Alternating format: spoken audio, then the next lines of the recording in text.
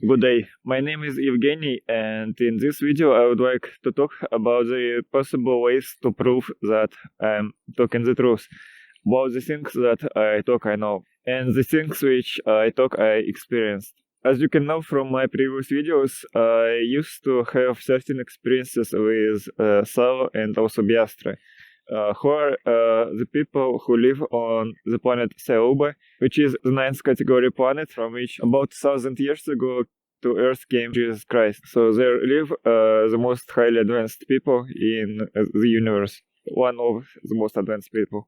As you know, in June of 1987, they took Michel Demarquet to their planet so that he can write about everything that he saw and heard and experienced essentially on their planet. And as he did so, Thao was dictating all the important details to him. So his book, Thiaoouba Prophecy, is a very important document for this reason, because it's very, very accurate.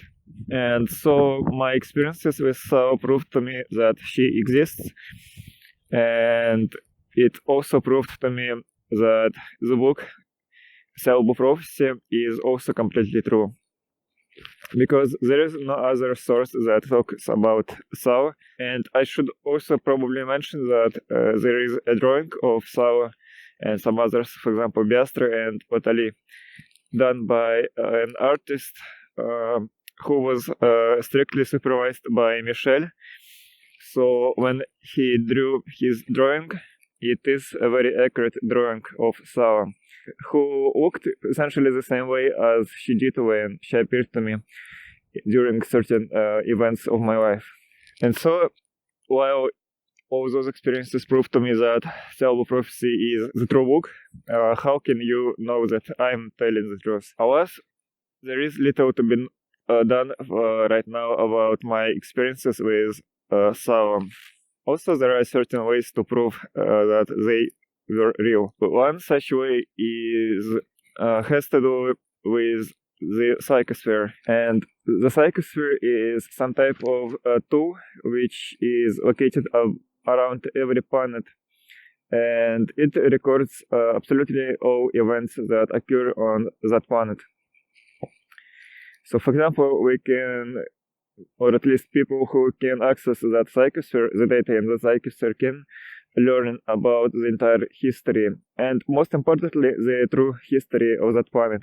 Because once again, the psychosphere records everything the way it is, and not the way that some people might want the history to be. And so if people can learn to access the psychosphere and read the data from it, they will be able to view my entire life, including those short but important events with Thao and Biastra, for example. And of course, my other episodes where I learned to see auras, for example, or where I tried to leave my body, astral projection, or out-of-body experience. And then, of course, there's also all of my exercises with telekinesis. All of that is recorded. Next, if people learn to see auras and they also learn telepathy, they might also prove that I'm telling the truth. For example, if a person is able to see and read the aura, he could talk to me in person, so that he can see my aura, and it should show to him that I'm telling the truth when I talk about my experiences with Thao, for example, and etc. As for telepathy, it's pretty much self-explanatory. If a person can read my mind, then obviously he can see whether I'm telling the truth or not. And these topics bring us to the next main point. Auras, telekinesis, telepathy, astral projection, higher self, everything can be proven by our own bodies, meaning that our bodies already have everything that we need to have in order to learn to see auras, for example, learn to do telekinesis, learn to be able to read someone's mind, telepathy, and etc. So we already have all of that. So we don't have to go to a store, for example, and buy anything. of course, once all of these things are proven by people, scientists might develop certain tools that can, for example, read auras. It needs to be said that there is already such a tool, which I will be talking about soon. And those tools are needed, of course, too, for more detailed study of auras, for example, telekinesis, astral bodies, and so on. And so when I'll be talking about how to prove the reality of the things that I am talking about, you should know that you can prove it to yourself for free with the tools that you already have in your body. I'll start off with auras. People can learn to see the aura.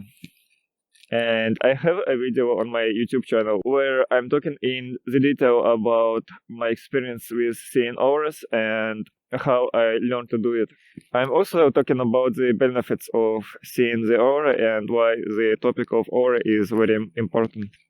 There are already tools which can photograph aura, for example, a Kirlian camera, and it's using the method called gas discharge visualization. If you search for the images which were done with that camera, you will see that there's almost like the energies which are coming out from the photographed subject. Those energies can also be seen by people. It's one of the first layers of the aura. One of the first letters, if you want. There are scientists who can already photograph it and can read those first letters of the alphabet. For example, reading that layer of the aura, people can diagnose the person's health, both physical and mental. So it's very important already. When talking about those first letters of the aura, there is a certain feature to them. If a person has some health problem, it will be seen in that layer of the aura. And it's shown in the way of a gap in the aura. For example, there's goes aura, which is energy, so then a gap, and then again is the aura. And so to prove that I'm able to see auras, of course I need to learn to do it all the time, because it's been a long time since I've actually tried to exercise my aura vision, so it might be rough. But to prove that they exist and that people can see them, what one can do is to draw the aura of a person's hand, for example, the tip of his fingers, and then that person takes the picture of his aura, the aura of his fingers, that is. And then the drawing and the photograph is compared. The features that I was talking about should be pretty much identical. So all the gaps should be in both the drawing of the person who viewed the aura and also in the picture of the instrument which took that picture. And that experiment will prove that first the person is able to view the aura. So if it will be me, for example, that I'm able to view the aura, to see the aura, and it will also prove that there are already instruments which are able to photograph the aura. Next, aura also can affect our strength. During Michel's journey on the planet of Thiaoouba, I believe it was Thao who told him that there was a certain experiment where a man who was able to lift a certain weight was staring at a certain color, which I believe was pink. And after staring on that color for a certain amount of time, he was consistently losing about 30% of his strength, which of course was reflected in the way he was able to lift that weight. And so once I wanted to try to repeat that experiment. And for the tool to measure my strength, I used the rubber expander. So before I started my experiment, I tried to squeeze that expander as hard as I could, so that I know which is my strength and how far can I squeeze it. When I started the experiment, which involved me staring at a certain monotone color on my laptop screen, and then I was trying to squeeze that expander. And the results were that certain colors did actually make me more weak, meaning that I lost some of my strength when I was not able to squeeze that expander as hard as I could initially. And then there was also course which, on the contrary, gave me more strength, to the point where I could squeeze that expander all the way to the point where both of its sides were touching each other. And for as long as I was keeping to look at that core which gave me strength, I was able to keep holding that squeezed expander. I should note here that if I was staring at the core which lowered my strength so that I was not able to squeeze the expander as hard as I can, and immediately after that, if I was staring at the core which gave me strength, I was once again able to squeeze the expander all the way so that the both sides of it are touching. As far as I know, those hand expanders are not very expensive, so everyone can pretty much afford to buy them and try that experiment on their own. And so, since the aura can lower and raise health, it's once again a very important subject. For example, if we paint our walls with a certain color which does weaken us, it is not very good, as you might imagine. And on the contrary, if we paint our walls with the color which, on the contrary, raises our strength, it will improve our health. Then, since we can diagnose our health with the aura, it's also very important that we prove its existence as soon as possible, which will allow, of course, to have the tool which photographs the aura in our medical facilities, so that we can diagnose our health very fast and without too much trouble, and also very accurately. Then what people can prove to themselves, and also I can prove, is telekinesis. I wrote in my free book, Simple Truths of Life, some of my theories and hypotheses about how telekinesis works, and also how to do it. And the way I can prove it is I and other people can meet in, for example, a shopping center where there is no wind and hopefully there's not much noise. And there I could try to move telekinetically the tip of a suspended needle, which is the way I learned the telekinesis. And it should be said that my best telekinesis session involved me moving a small amount of weight, which was a metal bolt that I attached to the end of the suspended needle. And the needle itself is about 1 meter in length, which makes it much easier to move. And in that particular session, I was able to attract the bolt to the tip of my finger, and then I was also able to repel it. And that was pretty much obvious that it is telekinesis and not something else. I was doing that experiment in a closed environment in my bathroom where there's no wind whatsoever. Next, people can prove the existence of astral travel, and at the same time they will prove the existence of the soul, which is of course immortal, just as is immortal our intelligence. I learned to do astral travel. Also, I was not able to completely separate my astral body from my physical body because my facial expressions were very tense during that night, and I was not able to separate my astral being from my head. Nevertheless, it was the type of out-of-body experience. I learned to do that from the website astrovoyage.com. The technique is called body asleep, mind awake. And so the people who can do the astral projection will be able to, for example, fly to a place where several people are present, and those people can write a certain number or a letter on a piece of paper without showing that number or letter to other people and everyone else.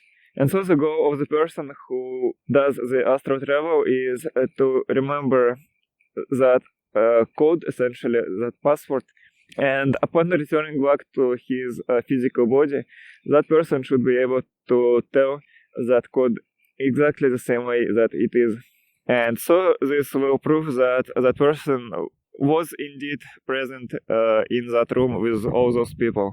Of course, that experiment can be recorded on camera so that people know that those people who do the recording of the code do not show it to anyone else, and no one can see it but them.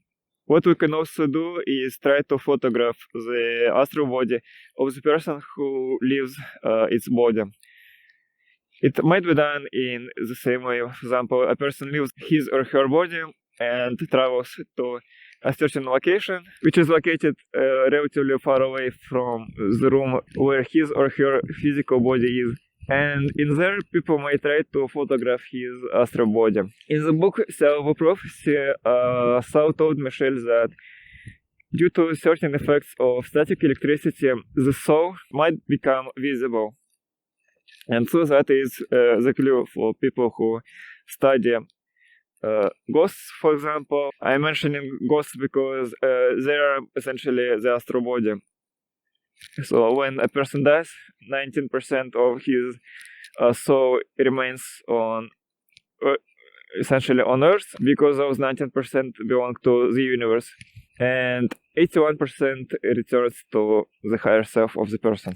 Which brings us to the next thing that people can prove to themselves, and that is the higher self of a person.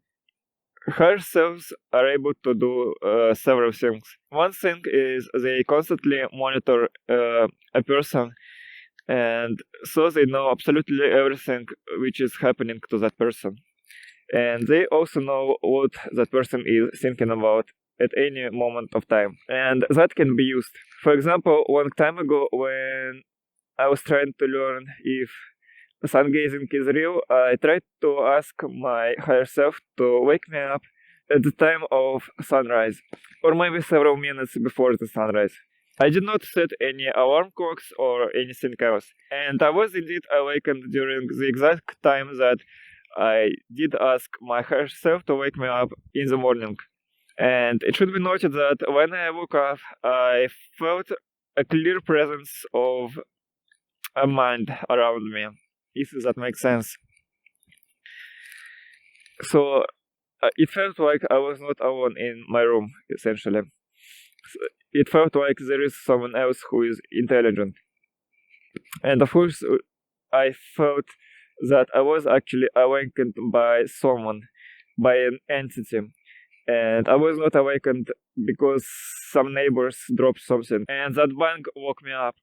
And I was able to repeat that experiment several more times. And of course, this is the type of experiment which absolutely anyone can do, because absolutely everyone has higher self, and everyone can pretty much ask his or her higher self to wake them up at a certain time in the morning.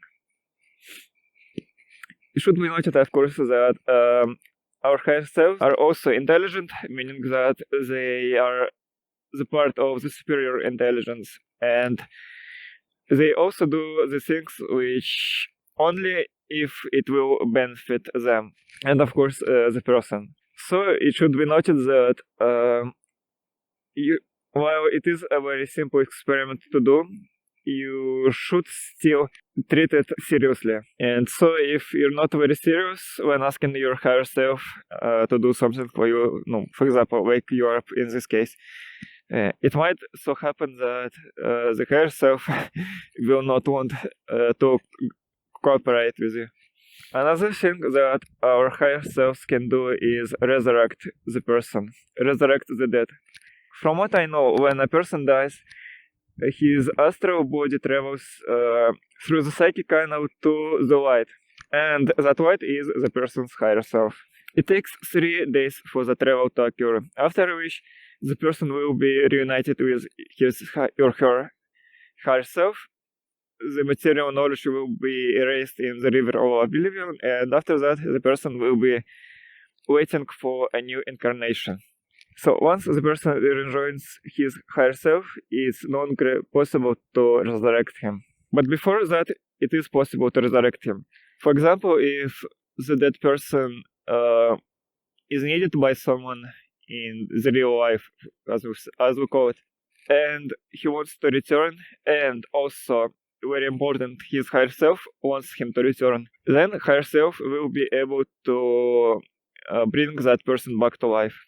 And of course, to do that, the higher self will have to restore that person's physical body enough so that it once again can live. So if the person's body is, for example, disintegrated, I don't know, cremated or missing certain organs, perhaps it won't be possible for a higher self to resurrect the person. And the final thing that I want to talk about is the higher self's ability to heal our physical body. And as you might have guessed, this is pretty much the reason why the higher self is able to resurrect the dead. One of the things that our higher selves do is they insert our soul, our astral body, into our physical body when we choose to be born and live a certain life. And so to talk about the subject of our higher self healing us, I did have such an experience, and that experience occurred before I found Michel Zemarker's book, Thiaoouba Prophecy. During the time I got sick, I had temperature, and I generally wasn't feeling very well, and I knew that I would be sick for at least several days, because that's the way things always were when I would catch the flu. What I will tell you is the reason my higher self did cure me back then, in my opinion, is the reason that I, despite the bad feelings which I experienced during that sickness, I consciously decided to not allow those feelings to change my mood. And my mood was pretty much happy back then because I was meditating, and it did help me a lot with my depression, which I had by then. And essentially, I was a very happy person during that time, and I didn't want to lose that happiness because of the negative feelings, which are the normal part of any disease. Because those feelings should be present. All they are, as I thought at the time, is the data which is absolutely necessary to show us, to tell us that we have a virus in our body, and we should do all the necessary things to cure ourselves. And so I was able to bring my mental state to be happy, just the way that I wanted it to be. And during that moment, I was completely cured. The only thing that was left to show me that I was actually sick is some unusual feeling that I never felt before in my throat, because it was sick and suddenly it was cured. And so that feeling which I never experienced before or after also showed that that particular experience was very important, and it was something unique. And so people can also try to ask their higher selves to help them with a certain disease if they have any. Once again, it should be noted that the higher self will not cure the person if, for example, the person did not learn his lesson. For example, I was reading about a woman who had AIDS, and as she was telling herself, she did find Jesus. And I should say that before that, she, I believe, was acting in the porn or adult movies, and she changed her view on life. And essentially that's the reason why I believe her higher self cured her. And so the higher selves can pretty much cure absolutely any disease, but only if the higher self will benefit from it, and also the person. Because if the person did learn his or her lesson, it means that the person will not do the same mistake, and that in itself will not generate any negative bad emotions which the higher self will have to filter out, so that those bad emotions do not reach the superior intelligence. That filtering process is pretty much the main reason why the higher selves were created. That's all for now. Thank you for watching.